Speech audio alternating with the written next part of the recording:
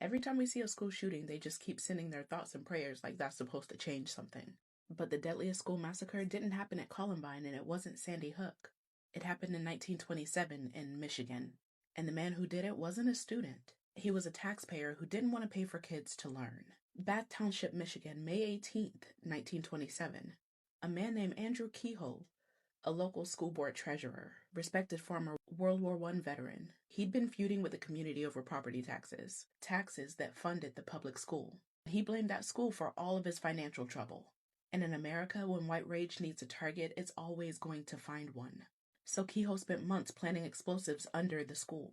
Hundreds of pounds of dynamite and pyritol, hidden in the basement while classes were in session. And on the morning of May 18th, the school exploded. Entire walls collapsed. Children were buried in rubble. By the time it was over, 45 people were dead. 38 of those were children. The youngest was just 7. And Kehoe, he didn't stop there. He drove up to the school in his truck, packed with even more explosives, and blew himself up, taking more lives with him.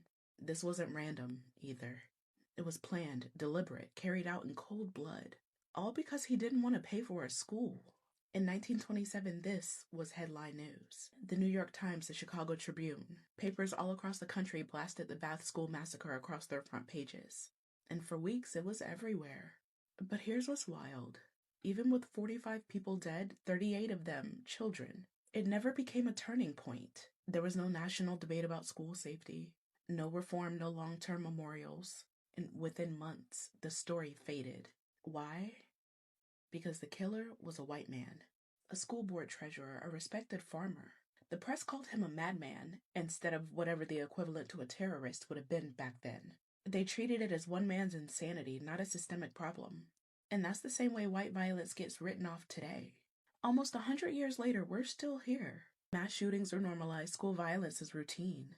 And the Bath School Massacre sits in the shadows of history because it doesn't fit the narrative, because it proves that this problem isn't new. And it isn't about video games or TikTok or whatever they keep trying to blame it on. It's about a country where grievance plus access to weapons equals tragedy.